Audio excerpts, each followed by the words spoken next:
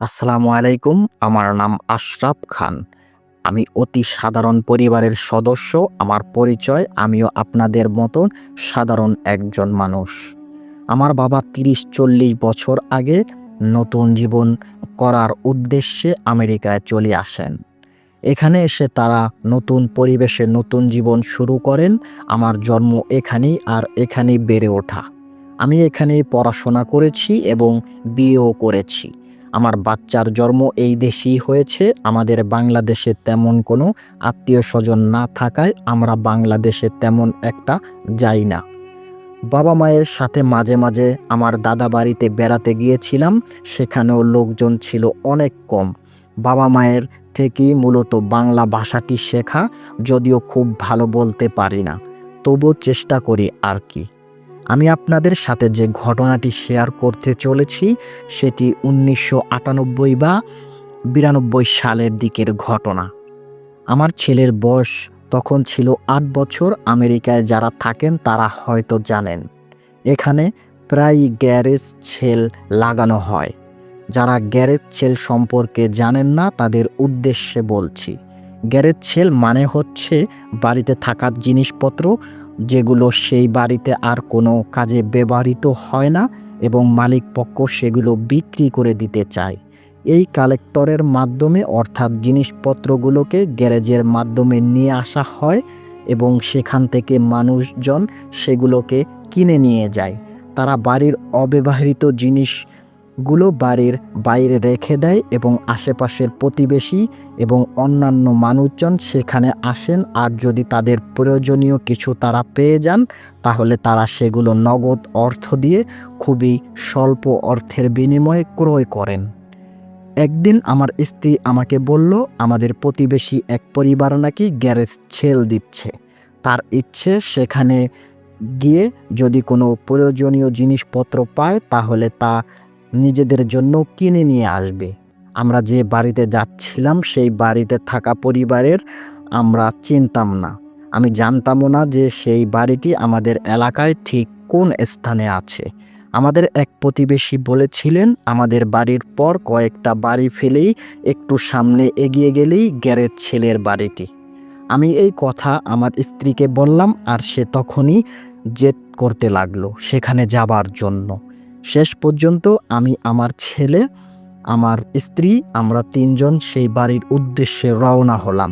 কিছুক্ষণ চলার পর আমরা দেখলাম 4টা ঘর ফেলে একটু সামনে কিছু লোক দাঁড়িয়ে আছে। আমরা বুঝতে পারলাম ছেল নিশ্চয়ই সেখানে হচ্ছে। আমি যখন সেই ঘরের কাছে গেলাম তখন আমি দেখতে পেলাম ঘরটি আমার পরিচিত। আমি প্রতিদিন এই ঘরের সামনে দিয়েই কাজ করতে যেতাম। যেতে যেতে আমার চোখ কয়েকবার ঘরটির ওপর পড়েছিল।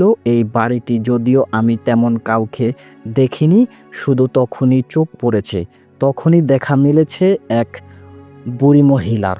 তার চুল সব সময় এলোমেলো অবস্থায় থাকতো, আর তার পরনের কাপড় ছিল বেশ ময়লা। আমি চারপাশটা ভালোভাবে তাকালাম, কিন্তু ওই মহিলাকে কোথাও চোখে পড়ল না। বেশি চিন্তা না করে আমরা ঘরের সামনে রাখা জিনিসপত্র দেখতে ব্যস্ত হয়ে পড়লাম। আমার স্ত্রী কিছু জিনিসপত্র পছন্দ করলো। কিছু জিনিসপত্রের দাম মেটানোর জন্য সেখানে আমাদের চোখে এমন কেউই পড়েনি, যাকে দেখে এই বাড়ির মালিক মনে হয়।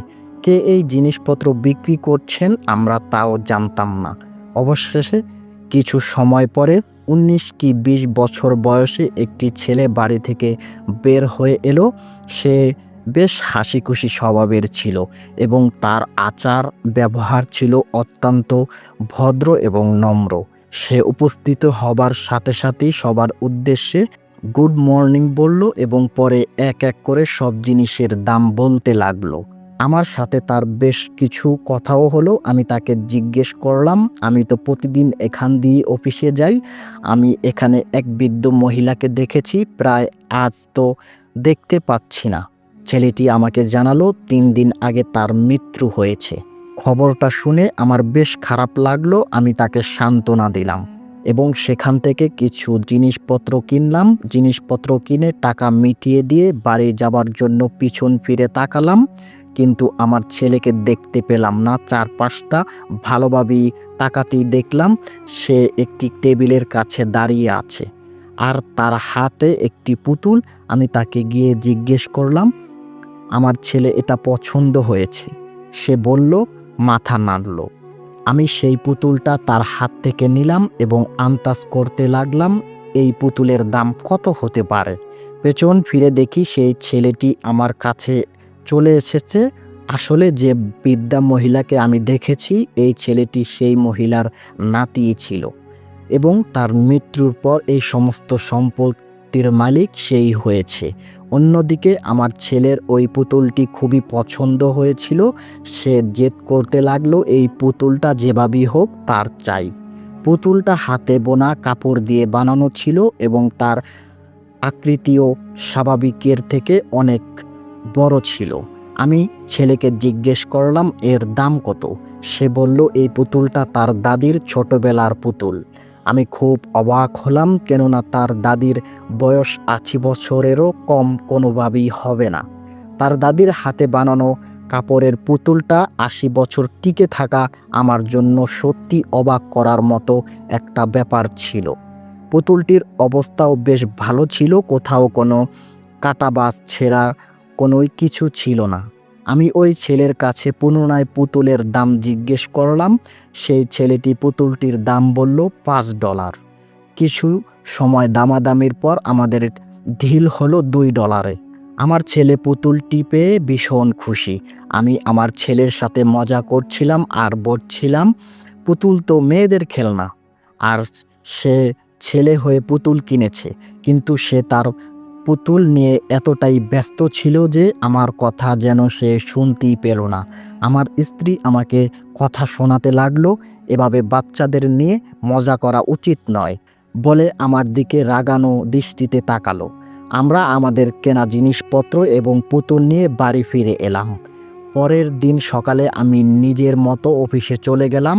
সন্ধ্যায় যখন বাড়ি ফিরে এলাম তখন দেখলাম আমার ছেলে সেখানে নেই। আমার স্ত্রীর কাছে জানতে চাইলাম, ছেলে কোথায়? প্রতিদিন টিভির রুমে বসে আমার জন্য অপেক্ষা করে, কিন্তু আজ তাকে দেখতে না পেয়ে আমার কিছুটা অবাক হয়েছিলাম।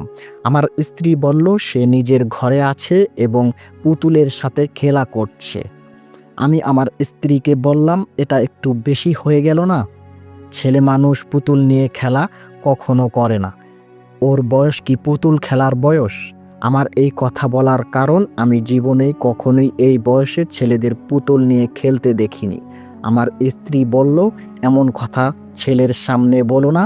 যদি সে কোনো খেলনা পেয়ে খুশি থাকে তাহলে আমাদের তো কোনো সমস্যা হওয়ার কথা না। আমাদের মোটেই উচিত না তাকে নিয়ে এভাবে সমালোচনা করার। স্ত্রীর কথা শুনে আমি কিছু বললাম না। আমি ফ্রি সবার জন্য আমার ঘরের দিকে যেতে লাগলাম। এতে ভাবলাম ছেলের সাথে একবার দেখা করে যাই। যখন আমি তার ঘরের দরজার কাছে পৌঁছালাম তখন ভেতর থেকে আমার ছেলের কথা বলার আওয়াজ শুনতে পেলাম। আমি আস্তে আস্তে ঘরের দরজা খুললাম। দরজা খুলে আমি দেখি সেই পুতুলের সাথে ছেলে কথা বলতেছে। আমি তার কাছে গিয়ে তার বিছানায় বসে পড়লাম আর তাকে জিজ্ঞেস করলাম, কিরে, কি হচ্ছে? তোর বন্ধুর সাথে কথা হচ্ছে? সে উত্তরে একটা কথা বলল, যা শুনে আমি নিজের হাসি থামাতে পারলাম না। সে বলল, বাবা, এটা আমার বন্ধু নয়, এটা আমার গার্লফ্রেন্ড। এর নাম আলিনা। ছেলের কথা শুনে আমি এত জোরে হেসে উঠলাম যে আমার স্ত্রীও ঘরে চলে এলো।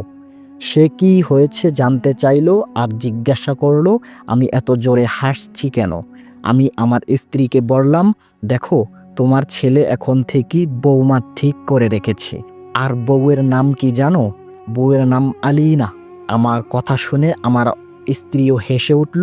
হাসি তামাশা শেষ হলে আমি নিজের রুমে কাপড় বদলাতে চলে গেলাম। যাবার আগে ছেলেকে বললাম সে যেন খাবার টেবিলে গিয়ে বসে, আমরা সবাই একসাথে খাবো। ফ্রেশ হয়ে তখন আমি ডাইনিং রুমে এলাম। তখন দেখলাম আমার ছেলে আগে থেকেই সেখানে বসে আছে আর তার পাশের চেয়ারে ওই পুতুলটাকে বসিয়ে রেখেছে। আমার ছেলে আমাকে দেখে বলল সে আমাকে একটা কথা বলতে চায়। আমার সম্মতিতে এসে বলল পুতুল নিয়ে আমি যে কথাগুলো বলেছি আর যেভাবে মজা করছি আলিনার অর্থাৎ পুতুলটির নাকি এটা একদমই পছন্দ হয়নি।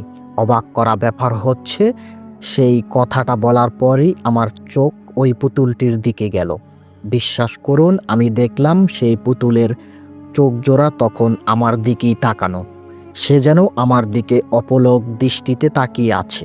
যেভাবে সে আমার দিকে তাকিয়েছিল আমার সাথে খুব অস্বস্তি হচ্ছিল। আমার ছেলেকে বললাম, বাবা শোনো, আমি দুঃখিত যদি তোমার বন্ধু এটা খারাপ লেগে থাকে। এই কথা বলে আমি আবার সেই পুতুলের দিকে তাকালাম। সে তখনই আমার দিকে তাকিয়েছিল। আমি আমার ছেলেকে বললাম পুতুলটার মুখটা অন্য দিকে ঘুরিয়ে দিতে, কারণ হিসাবে হাসতে হাসতে এই পুতুলটা আমার খাবারের দিকে নজর দিচ্ছে। কথাটি এভাবেই বলেছিলাম, কেননা স্ত্রী এবং বাচ্চার সামনে বলতে পারছিলাম না আমি সেই পুতুল দেখে আসলে কিছুটা ভয় পাচ্ছি। বারবার মনে হচ্ছে সে সত্যি আমার দিকে ভয়ানক রাগ নিয়ে তাকিয়ে আছে। আমার ছেলে আমার কথা শুনে পুতুলের মাথাটা অন্যদিকে ঘুরিয়ে দিল। আমি স্বস্তির নিঃশ্বাস ফেললাম। সারাদিন পুতুল নিয়ে খেলার জন্য আমার ছেলে বেশ ক্লান্ত হয়ে গিয়েছিল। সে খাবার খেতেই ঘুমিয়ে পড়ল। ওর মা ওকে কোলে নিয়ে ওর ঘরে চলে গেল। আমি তখন পানি খেয়ে খাবার টেবিল থেকে উঠতে যাচ্ছিলাম। হঠাৎ চোখ পড়ল পুতুলটার দিকে, আর পুতুলটার দিকে চোখ পড়তে আমি অবাক হয়ে গেলাম। সে এখনো চেয়ারে বসে আছে, আমার দিকেই তাকিয়ে আছে। আমি ভাবলাম যখন আমার স্ত্রী ছেলেকে কোলে তুলছিল তখন হয়তো ছেলের পা পুতুলের সাথে ধাক্কা লেগেছিল, আর এই কারণেই পুতুলের মুখ আবার আমার দিকে ঘুরে গেছে। আমি সাত পাঁচ না ভেবে পুতুলটাকে তুলে নিয়ে ছেলের ঘরের দিকে চলে গেলাম। ঘরে পৌঁছে দেখলাম ওর মা ওকে ঘুম পাড়িয়ে কেবল রুম থেকে বের হচ্ছে। আমি তাকে বললাম পুতুলটা ছেলের কাছে রেখে দিতে। সকালে উঠে পুতুল না দেখতে পেলে হয়তো সে বিরক্ত হবে। এরপর আমি পুতুলটা আমার স্ত্রীর হাতে দিয়ে নিজের ঘরের দিকে চলে এলাম। আমি আমার ঘরের দিকে যাবার জন্য হাঁটতে শুরু করলাম। আমি ঘরের দিকে এগোচ্ছি, আর কয়েক সেকেন্ড পরই পিছন থেকে হাঁটার শব্দ শুনলাম। মনে হলো আমার স্ত্রীর পুতুল রেখে আমার পিছনে হাঁটছে। আমি হাঁটতে হাঁটতে স্ত্রীর সাথে কথা বলতে শুরু করলাম এবং অফিসের নানান ব্যাপার তাকে জানাতে শুরু করলাম।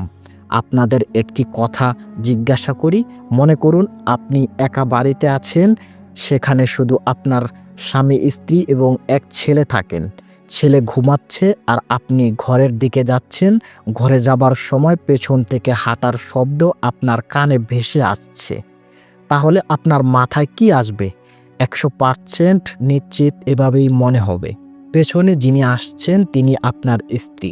আমিও তাই ভেবেছিলাম এবং তার সাথে কথা বলতে বলতে হাঁটতে শুরু করলাম। আমি তাকে বললাম আমার অফিসের এক বন্ধু আমাদের বাড়িতে দাওয়াত খেতে চাচ্ছে। আমি তাকে জিজ্ঞাসা করলাম তার সমস্যা না থাকলে কালকে দাওয়াত দেওয়ার প্ল্যান করছি। এই কথা বলে আমি তার উত্তরের জন্য অপেক্ষা করছিলাম, কিন্তু পেছন থেকে কোনো উত্তর আসছিল না। আমার মনে হলো দাওয়াতের কথা শুনে আমার স্ত্রী হয়তো মুড অফ হয়ে গেছে। আমি হাসতে হাসতে বললাম, তুমি চিন্তা করো না, আমি বাইরে থেকে খাবার আনিয়ে নেব। এই কথা বলে যখনই আমি পেছন ফিরে তাকালাম আমি যেন নিজের চোখেই বিশ্বাস করতে পারলাম না। আমার পেছনে কেউ নেই। পুরো লবিটাই একেবারে খালি পড়েছিল। আমি বেশ কিছুক্ষণ সেখানে ধোয়া হয়ে দাঁড়িয়ে রইলাম। কিছুক্ষণ পর দেখলাম আমার সামনেই আমার স্ত্রী রুমের দরজা দিয়ে বাইরে বেরিয়ে গেল। দরজাটা বন্ধ করে আমার দিকে আসতে লাগলো। সে আমার কাছে এসে জিজ্ঞাসা করলো আমি এখানে এভাবে দাঁড়িয়ে আছি কেন। আমি তাকে জিজ্ঞেস করলাম সে কি ছেলের রুম থেকে বের হয়ে আবার কোনো কারণে রুমে গিয়েছিল নাকি। সে বলল বাচ্চাটা তার ঘর বেশ আগোছালো করে রেখেছিল, তাই সে পরিষ্কার করে একেবারে বের হয়েছে। আমি তাকে আমার সাথে কিছু আগে ঘটে যাওয়া ঘটনার ব্যাপারে বললাম না। সকালে আমার ছেলের সাথে দেখা হলে ডাইনিং টেবিলে আমরা দুজনেই নাস্তার জন্য অপেক্ষা করছিলাম। এবং আমার স্ত্রী কিচেনে ডিম ভাজি নিয়ে ব্যস্ত ছিল। আমি খেয়াল করলাম ওই পুতুল এখনও আমার ছেলের সাথে তার পাশের চেয়ারে বসা। যখনই আমি তার দিকে তাকাচ্ছিলাম আমার মনে হচ্ছিল পুতুলটা আমার দিকে প্রচণ্ড রাগ নিয়ে তাকিয়ে আছে। আমি ছেলেকে বললাম, শোনো, এটা তোর খেলনা, এটা তোর ঘরে রেখে আসবি, খাবার সময় একে এভাবে আনবি না। কিন্তু আমার ছেলে আমার কথা শুনে রেগে গেল। সে বলল, আমি তোমাকে আগেই বলেছি ও কোনো খেলনা নয়, ও আমার গার্লফ্রেন্ড। তার কথা শুনে আমি বেশি বিরক্ত হলাম। আমি তাকে কিছু একটা বলতে যাব এমন সময় আমার স্ত্রী আমার দিকে ইশারা করলো। ইশারায় সে আমাকে কিছু বলতে বারণ করে দিল। আমি আর ছেলে কিছু বললাম না, কিন্তু সেই পুরো নাস্তার সময়টা আমি অনেক বেশি বিরক্ত হয়ে থাকলাম। আমি আপনাদেরকে সেই অনুভূতির কথা বললে বোঝাতে পারবো না। আমি যখন সেই পুতুলটাকে দেখছিলাম তখনই আমার বিরক্ত লাগছিল এবং ইচ্ছে করছিল এটাকে তুলে বাইরে ফেলে দিয়ে আসি। আমি বিরক্ত হয়ে অফিসে চলে গেলাম। পরের দিন ছিল শুক্রবার, জুমার দিন। আমি ওই দিনে বাসায় থাকতাম এবং ছেলেকে সাথে নিয়ে জুমার নামাজ আদায় করতে মসজিদে চলে যেতাম। তাকে নিয়ে যেতাম যেন সে ছোট থেকেই নিজের ধর্মের সাথে পরিচিত হতে পারে। জুমার দিনে আমার আরেকটা রুটিন ছিল, আমি প্রতিদিন জুমার ক্যাসেট প্লেয়ারে সূরা বাকারা চালাতাম। আমার স্ত্রী এবং ছেলে দুজনই আমার এই অভ্যেস সম্পর্কে জানতো। আমি ছোটবেলায় আম্মার কাছে শুনেছিলাম যদি সূরা বাকারার তেলাওয়াত ঘরে করা হয় তাহলে নাকি শয়তান ঘরে ঢুকতে পারে না, এবং যদি কোনো শয়তান আগে থেকেই ঘরে থাকে তাহলে তারাও নাকি পালিয়ে যায়। আম্মার এই কথা শুনে আমার মনে গেঁথে গিয়েছিল, আর তাই জুমার দিনে ক্যাসেটে সূরা বাকারা চালিয়ে দিতাম। সূরা চালিয়ে আমি গোসল করতে বাথরুমে চলে গেলাম। তো যখন গোসল শেষে বাথরুম থেকে বের হলাম তখন সূরার আওয়াজ আর শুনতে পেলাম না। আমি সূরার আওয়াজ কোনো পাচ্ছিলাম না। তা দেখার জন্য যখন ক্যাসেট প্লেয়ারটি কাছে নেই তখন দেখলাম সেটি অফ হয়ে আছে, তাতে কোনো লাইট জ্বলছে না। আমি গিয়ে আমার স্ত্রীকে জিজ্ঞেস করলাম এই কাজ কে করেছে। সে বলল সে জানে না, হঠাৎ করে কীভাবে যেন আওয়াজ বন্ধ হয়ে গেল। আমি ভাবলাম হয়তো ছেলে বন্ধ করে দিয়েছে, তাই ছেলের ঘরে গিয়ে তাকে জিজ্ঞাসা করলাম ক্যাসেট প্লেয়ার সে বন্ধ করেছে কিনা। সে বলল সে বন্ধ করেনি, সে নাকি বাইরেই যায়নি। আমি আবার ক্যাসেট প্লেয়ার অন করার চেষ্টা করলাম কিন্তু কিছুতেই তা অন হচ্ছিল না। আমি ব্ল্যাক পাওয়ার সব কিছু চেক করলাম কিন্তু কিছুতেই ক্যাসেট প্লেয়ার অন হচ্ছিল না। এর মধ্যেই আমার ফোনে 1 ঘন্টার সময় নষ্ট হয়ে গেল। ঘরের দিকে তাকিয়ে দেখি জুমার নামাজের সময় হয়ে গেছে। আমি আমার ছেলেকে বললাম দ্রুত তৈরি হয়ে নিতে, কিন্তু সে বলল আজ নাকি তার শরীরটা ভালো নেই, তাই আজ সে নাকি আমার সাথে যেতে পারবে না। এটা প্রথমবার ছিল যখন সে আমার সাথে জুমার নামাজে যেতে চাচ্ছিল না, কিন্তু সে সব সময় আমার সাথে জুমার নামাজে যাওয়ার জন্য অস্থির হয়ে থাকতো। আমি তাকে বোঝানোর অনেক চেষ্টা করলাম, তাকে বললাম গাড়িতে গিয়ে বসতে, বেশি সময় লাগবে না, 2 রাকাত নামাজ পড়েই চলে আসব। কিন্তু কিছুতেই তাকে রাজি করাতে পারলাম না। সে ছোট্ট ছেলের জন্য তাকে জোর করতে পারলাম না। আমি একাই নামাজ পড়তে চলে গেলাম। যেহেতু ওই দিন আমার ছেলে আমার সাথে ছিল না, তাই নামাজ পড়ার পর ভাবলাম অফিসে একটা চক্কর লাগিয়ে আসি। যদিও আমি জুমার অফিস ছুটি নিতাম, কিন্তু আজ কেন জানি বাড়ি যেতে ইচ্ছে করছিল না। আমার নিজের ব্যবসা ছিল, যখন কেউ নিজের ব্যবসা করে তখন তার কোনো প্রকার বাধা বা নিষেধ থাকে না। সে নিজেই নিজের বস, যখন ইচ্ছে ছুটি নিতে পারে, ইচ্ছে হলে অফিসে চলে যেতে পারে। সেদিন আমার অফিস যাওয়ার ইচ্ছে হলো, আর তাই আমি বাড়ি না গিয়ে অফিসে চলে এলাম। সন্ধ্যায় যখন আমি বাড়ি ফিরলাম তখন দেখলাম আমার ছেলে টিভি দেখছে এবং সেই পুতুলটি তার পাশে বসিয়ে রেখেছে। টিভির পাশেই ছিল আমার ক্যাসেট প্লেয়ার। আমি খেয়াল করে দেখলাম ক্যাসেট প্লেয়ারটির লাইট জ্বলছে। আমি অবাক হলাম, এত কষ্ট করেও আমি এটাকে চালু করতে পারিনি, আর এখন নিজে থেকেই চালু হয়ে গেছে। আমি আমার স্ত্রীকে জিজ্ঞাসা করলাম সে ক্যাসেট প্লেয়ারে কিছু করেছে কিনা। সে বলল ক্যাসেট প্লেয়ার নাকি ঠিকই ছিল, আমি নাকি সঠিকভাবে প্লাগ লাগাইনি। আমি তার কথা শুনে কিছুটা রেগে গেলাম। তাকে বললাম আমি এর পেছনে ১ ঘন্টার মতো সময় নষ্ট করেছি। আর সে বলেছে আমি নাকি প্লাগ লাগাইনি। আমার কথা শুনে সে বলল, "আমার ওপর রাগ করছো কেন? তুমি নিজে গিয়ে দেখো, ক্যাছেটটা তো তোমার সামনে আছে।" আমি শুধু প্লাগটা বের করে আবার সঠিকভাবে লাগিয়েছি। স্ত্রীর কথা শুনে আমার নিজের ওপর সন্দেহ হতে লাগলো। হতেও পারে আমি ভুল করছি। প্লাগটা সঠিকভাবে না লাগালেও হলেও থাকতে পারে। এই ব্যাপারটা এভাবে চলে গেল। আমি আমেরিকায় জন্মেছিলাম ঠিকই, কিন্তু আমার দিনের প্রতি খুব বেশি রকমের ঝোঁক ছিল এবং এখনও আছে। আমি বাড়ির প্রধান প্রবেশপথে কোরআনের আয়াতের লেখা কিছু লৌহ লাগিয়েছিলাম, যা বেশ শক্ত ও ভারী কাঁচ দিয়ে মোড়ানো ছিল। এক রাতে আমি ঘুমিয়েছিলাম, হঠাৎ করে প্রবল এক শব্দে আমার চোখ খুলে গেল। আমি উঠে দেখি আমার স্ত্রীও উঠে গেছে। আওয়াজ শুনে আমরা দৌড়ে দুজনে বাইরে চলে গেলাম। বাইরে বের হয়ে দেখলাম আমার ছেলে দাঁড়িয়ে আছে এবং তার সামনে বড় বড় কাচের টুকরো পড়ে আছে, যার ভেতরে লোহা দিয়ে লেখা কোরআনের আয়াত ছিল। আমি দ্রুত গিয়ে তাকে আমার কোলে তুলে নিলাম এবং জিজ্ঞাসা করলাম সে কোথাও ব্যথা পেয়েছে কিনা। সে বলল কোথাও ব্যথা পায়নি। আমি তাকে জিজ্ঞাসা করলাম এই কাঁচ কিভাবে ভেঙে গেল, সে এখানে কি করছে। সে বলল সে নিজেও নাকি শব্দ শুনে বাইরে বেরিয়ে এসেছে। আমার বাড়ির যেসব কাচের টুকরোতে কোরআনের আয়াত লেখা ছিল সেগুলো আমার চোখের সামনেই ভেঙে পড়ে আছে। কোনো উপায় না পেয়ে আমাকে ভাঙা গ্লাসগুলোকে একটা ব্যাগের মধ্যে জমা করে মাটির নিচে দাফন করতে হলো, যেন কোনোভাবেই আয়াতের অসম্মান না হয়। আমি খেয়াল করলাম যখন থেকে এই অপয়া পুতুল আমাদের বাড়িতে এসেছে, কিছু না কিছু অদ্ভুত ঘটেই চলছে। বাড়ির পরিবেশও কেমন যেন ভারী হয়ে গেছে আর আমি নেগেটিভ এনার্জির উপস্থিতি অনুভব করছিলাম। আমি সেদিন রাতেই আমার ছেলের কাছে গিয়ে বললাম, "বাবা শোনো, যদি আমি তোমার জন্য খুব সুন্দর একটা দামি পুতুল নিয়ে আসি, তাহলে আমরা এই পুরনো পুতুলটা অন্য কাউকে দিয়ে দিতে পারবো। তাহলে অন্য কেউ এটা দিয়ে খেলতে পেরে অনেক খুশি হবে।" আমি যদিও বলেছিলাম এই পুতুল আমি অন্য কাউকে দেব, কিন্তু আমার আসল পরিকল্পনা ছিল এটাকে ফেলে দেওয়া অথবা পুড়িয়ে ফেলা। কিন্তু আমার ছেলে ওই পুতুলের জন্য পাগল হয়ে গিয়েছিল। সে কোনোভাবেই তাকে ছাড়তে রাজি না। আমি তাকে নানা জায়গায় ঘুরতে নিয়ে যাওয়ার প্রলোভন দেখিয়েছিলাম, যা সে অনেক বেশি পছন্দ করত। কিন্তু সে নিজেই রাজি হলো না। এক রাতে আমি আর আমার স্ত্রী ঘুমিয়ে আছি। হঠাৎ ঘুমের মধ্যে আমি আমার ছেলের কণ্ঠস্বর শুনতে পেলাম। সে বলছে, "বাবা আমাকে বাঁচাও, আমাকে মেরে ফেলবে।" আমি তড়ি ঘরে করে উঠলাম আর বিছানায় বসে পড়লাম। আমি বুঝতে পারছিলাম না সত্যি এমন কিছু শুনেছি নাকি এটা সুধীর স্বপ্ন। আসলে কি আমার ছেলে সাহায্যের জন্য আমাকে ডাকছে?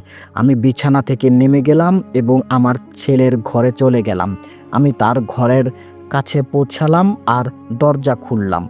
ঘরের ভেতরে আলো বন্ধ ছিল, শুধু জানালার ফাঁক দিয়ে একটু চাঁদের আলো আসছিল। আমার ছেলে গভীরভাবে ঘুমাচ্ছিল, তার হাতে ছিল সেই অপয়া পুতুল।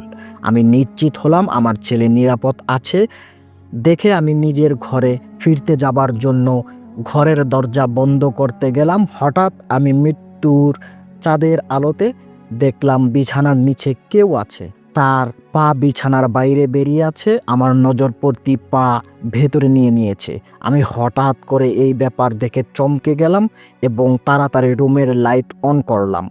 কিন্তু লাইট জ্বালানোর সাথে সাথেই যে নিচে বসেছিল সে গায়েব হয়ে গেল। আমি বারবার আমার চোখ মেলে দেখার চেষ্টা করতে লাগলাম। খাটের নিচটাও ভালো করে দেখলাম। আমি 100% নিশ্চিত আমি কোনো ভুল দেখিনি। আমি কাউকে অবশ্যই দেখেছি। তার পায়ের আঙ্গুলগুলো আমি নিজের চোখে দেখেছি এবং সেগুলো পুরোপুরি একজন মানুষের মতোই ছিল। লাইট জ্বালানোর আর চলাফেরার কারণে আমার ছেলে উঠে বসলো। সে আমাকে কি হয়েছে জিজ্ঞাসা করলো। আমি তাকে কিছুই বললাম না। আমি আমার ছেলেকে কোলে তুলে নিলাম এবং এই অপয়া পুতুল ছেলের রুমে ফেলে রেখেই ছেলেকে নিয়ে আমার ঘরে শুয়ে পড়লাম। সে ঘুম অবস্থায় ছিল। জন্য পুতুলটাকে নেওয়ার কথা তার মনে ছিল না। যদি সে জেগে থাকতো তাহলে কখনোই পুতুলটা হাতছাড়া করতো না। পরের দিন সকালে আমি আমার স্ত্রীর সাথে কথা বললাম এবং তাকে কিছু জিনিস বোঝাতে চাইলাম। আমি বললাম, আমার মনে হচ্ছে এই পুতুলের সাথে কোনো না কোনো সমস্যা অবশ্যই আছে। আমার কথা শুনে আমার স্ত্রী অবাক হয়ে গেল। বাড়িতে যা কিছু হচ্ছে তার জন্য এই হাত কিভাবে থাকতে পারে, এটি তার প্রথম প্রশ্ন। আমি তাকে বললাম, সে যা খুশি বলুক না কেন, আমি পুরোপুরি নিশ্চিত এই পুতুলের জন্যই এই বাড়িতে সমস্যা হচ্ছে। আমার কথা শুনে সে বলল, যদি আসলেই এমন কিছু হয়ে থাকে তাহলে তার প্রমাণ দিতে হবে। তাকে এমন কিছু দেখাতে হবে যা দেখে মনে হবে আমার ধারণাটা সত্যি। পরের দিন ছিল জুম্মার দিন। আমি স্ত্রীকে বললাম, আমি জুমার দিন আবার সূরা বাকারা চালাবো, কিন্তু সেটা সম্পূর্ণ হবার আগেই নিজে থেকে বন্ধ হয়ে যাবে। সে আমার কথা শুনে হাসতে লাগলো এবং বলল, আমি কিভাবে জানলাম এমনটা হবে? আমি বললাম, আমার স্পষ্ট বলেছে গত জুমার দিন ক্যাসেট প্লেয়ার বন্ধ হবার পেছনে নিশ্চয়ই কোনো শয়তানের হাত ছিল। আমার স্ত্রী আমার কথা শুনে বলল, ঠিক আছে, দেখা যাক কি হয়। তুমি কাল সূরা বাকারা লাগিয়ে তারপর দেখি কি হয়। এরপর দিন কথা অনুযায়ী আমি সূরা বাকারা চালালাম আর ভলিউম ফুল করে দিলাম। কিছু সময় পরই আমার ছেলে আমার ঘরে এলো এবং এসে বলল, বাবা, আলিনা বলছে ক্যাসেট প্লেয়ার বন্ধ করে দাও। আমি আমার ছেলেকে ডেকে বললাম, বাবা, এটা তো আল্লাহর কালাম, তোমার বন্ধুটা কেন বন্ধ করতে বলছে? সে বলল, বাবা, আলিনা বলছে তুমি যখন ক্যাসেট প্লেয়ার বাজাও তখন তার রাগ হয়। আমি নিশ্চিত হতে পারছিলাম না এটা আমার ছেলের কোনো মন গড়া কথা নাকি সে আসলেই সত্যি কথা বলেছে। সে কি আসলেই ওই পুতুলের সাথে কথা বলেছে, নাকি অন্য কোনো শয়তানি সৃষ্টি সেই পুতুলের মাধ্যমে আমার ছেলের সাথে কথা বলছে? আমি আমার ছেলেকে কোলে তুলে নিলাম আর বললাম, বাবা, তোমার বন্ধুটা আসলে খারাপ। আল্লাহর কালাম শুনে শুধু শয়তানিই কষ্ট পায়। আমি আমার ছেলের সাথে এসব নিয়ে কথা বলতে বলতেই ক্যাসেট প্লেয়ার বন্ধ হয়ে গেল। আমি বাইরে গিয়ে দেখলাম ক্যাসেট প্লেয়ারের ফ্ল্যাগে আগুন লেগে গেছে। আর আগুন এত বেশি ছিল যে ক্যাসেট প্লেয়ারের বেশি অংশই পুড়ে গেছে। আমি আমার স্ত্রীর দিকে তাকালাম, তার মুখের চিন্তার ছাপ স্পষ্ট। আমি দৌড়ে গিয়ে আগুন নেভালাম। আমার স্ত্রী বলল, এখন আমরা কি করব?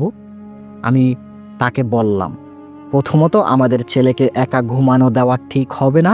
রাতের বেলা তাকে আমাদের রুমে ঘুম পাড়াতে হবে। আর এই পুতুলের কি সমস্যা তা আমি নিজের মতো করে জানার চেষ্টা করব। পরের দিনই একটা মজার ঘটনা ঘটল। আমি অফিসে যাচ্ছিলাম সেই বাড়ির সামনে দিয়ে, যেখানে কিছু ছেলে দাঁড়িয়েছিল আর নিজেদের মধ্যে কী সব কথাবার্তা বলছিল। ওই বাড়ির দিকে ইশারা করেই তারা কথাগুলো বলছিল। আমি গাড়ি থামিয়ে তাদের কাছে গেলাম। তাদের কাছে গিয়ে তাদের সাথে কথাবার্তা বলা শুরু করলাম এবং কথাবার্তার মধ্যে তাদের একজন আমাকে কিছু অদ্ভুত তথ্য দিল, যা শুনে আমি একটু ভীত হয়ে গেলাম আর কিছু কিছু বিষয় বুঝতে শুরু করলাম। সে বলছিল এই বাড়ির বৃদ্ধা মহিলা খুব ভালো কোনো মহিলা ছিলেন না। তিনি অদ্ভুতভাবে মানুষের চিকিৎসা করতেন। আমি তাকে জিজ্ঞাসা করলাম তিনি কী ধরনের চিকিৎসা করাতেন। উত্তরে ছেলেটি বলল, সেই মহিলা নাকি শয়তানের মাধ্যমে মানুষের চিকিৎসা করাতেন আর টাকার বিনিময়ে কালো জাদু নাকি করতেন। তার কথা শুনে আমি ধ হয়ে গেলাম। আমি তাকে খোদা হাফেজ বলে গাড়িতে চড়ে মসজিদের দিকে রওনা দিলাম। মসজিদে পৌঁছে আমি মসজিদের ইমাম সাহেবকে সব কিছু খুলে বললাম এবং এই বিষয়ে তার মতামত জানতে চাইলাম। তিনি বললেন এই বিষয়ে তিনি এখনই কিছু বলতে পারবেন না। ভালো হবে যদি আমি সেই পুতুল নিয়ে এখানে আসি। আমি তাকে জানালাম আমার ছেলে ওই পুতুল কিছুতেই হাতছাড়া করতে দেয় না, আর এই পুতুলকে নিয়ে আসা সম্ভব নয়। ইমাম সাহেব কিছুটা সময় ভেবে আমাকে বললেন তিনি আজ মাগরিবের পর আমাদের বাসায় আসবেন। ইমাম সাহেবের সাথে কথা বলে আমি আর অফিসে না গিয়ে সরাসরি বাসায় চলে এলাম। বাড়ি ফিরতেই পুতুলটাকে আগের থেকে আরও বেশি ভয় লাগছিল। আমার আগে এর প্রতি যে ঘৃণার অনুভূতি ছিল সেটা এখন ভয়ে রূপান্তরিত হয়েছে। পুতুলটা আমার সামনেই সোফায় পড়েছিল আমি আর অন্য কিছু না ভেবে ছেলের ঘরের দিকে যেতে লাগলাম। হঠাৎ পেছন থেকে একটা আওয়াজ এলো, বাবা আমাকে বাঁচাও। আমি খেয়াল করে দেখলাম এই আওয়াজটা আমার ছেলের। ঠিক এই আওয়াজই আমি স্বপ্নে শুনেছিলাম, কিন্তু পেছন ঘুরে দেখলাম আমার ছেলে সেখানে নেই, আর এই আওয়াজটা সেই পুতুলের ভেতর থেকে আসছে। আমার হাত পা ঠান্ডা হয়ে গেল। আমি তখনই আবার ইমাম সাহেবের কাছে চলে গেলাম। আমার অবস্থা দেখে উনি বললেন, ভাই আপনি চিন্তা করবেন না, ইনশাআল্লাহ মাগরিবের পরই আমি আপনার বাড়ি পৌঁছে যাব। আমি বাড়ি ফিরে এলাম। পরের ৩ ঘন্টা খুব কষ্টে কেটেছে আমাদের। যখন মাগরিবের আজান হলো তখন আমি ঘরেই নামাজ পড়ে নিলাম আর ইমাম সাহেবের জন্য অপেক্ষা করতে লাগলাম। কিছুক্ষণের মধ্যেই ইমাম সাহেব বাড়িতে চলে আসলেন। আমি ওনাকে সোফায় বসালাম এবং আমার স্ত্রীকে বললাম ওনার জন্য চা বানিয়ে আনতে। ইমাম সাহেব আমাদের কাছে ব্যাপারে জানতে চাইল। তিনি পুতুলটি কোথায় জিজ্ঞাসা করলেন। আমি বললাম পুতুলটি আমার ছেলের কাছে, ছেলের ঘরেই আছে। উনি আমাকে আমার ছেলেকে আর পুতুলটিকে নিয়ে আসতে বললেন। আমি ওনাকে জানালাম আমার খুব ভয় লাগছে, ওনাকে অনুরোধ করলাম উনি আমার সাথে আসবে কিনা। ইমাম সাহেব আমার সাথেই চলে এলেন। আমরা যখন আমার ছেলের ঘরে প্রবেশ করলাম তখন দেখলাম পুতুল তার বিছানার উপরই রাখা আছে। এরই মধ্যে ছেলে পেছন থেকে দৌড়ে আসলো এবং সে সেই পুতুলটিকে হাতে তুলে নিল, আর তারপর তার কান পুতুলের মুখের দিকে এমনভাবে নিয়ে গেল যেন সেই পুতুল তাকে কিছু বলছে। তারপর সে বলল, বাবা তুমি ইমামকে কেন নিয়ে এসেছো? আলিনার তো খুব রাগ হচ্ছে। আমি বললাম, বাবা উনি আমার বন্ধু, উনি আমাদের সাথে দেখা করতে এসেছেন। সে পুতুলটাকে কিছুতেই আমাদের হাতে দিল না। অনেক বোঝানোর চেষ্টা করলাম। সে পুতুলটাকে নিয়ে আমাদের সাথে রুমের বাইরে চলে এলো। আমরা সবাই বাইরে এসে সোফায় বসলাম। ইমাম সাহেব আমার ছেলেকে বললেন, বাবা একটু তোমার এই বন্ধুর কাছ থেকে জেনে নাও তো আমার নাম কি। আমার ছেলে সেই পুতুলটা নিয়ে আবার কানের কাছে ধরলো এবং মনে হলো পুতুলটা যেন তাকে কিছু বলছে। তারপর আমার ছেলে ইমাম সাহেবের দিকে তাকিয়ে বলতে শুরু করলো, আলিনা বলছে তার নাম নাকি নিজাম, অর্থাৎ ইমাম সাহেবের নাম নিজাম।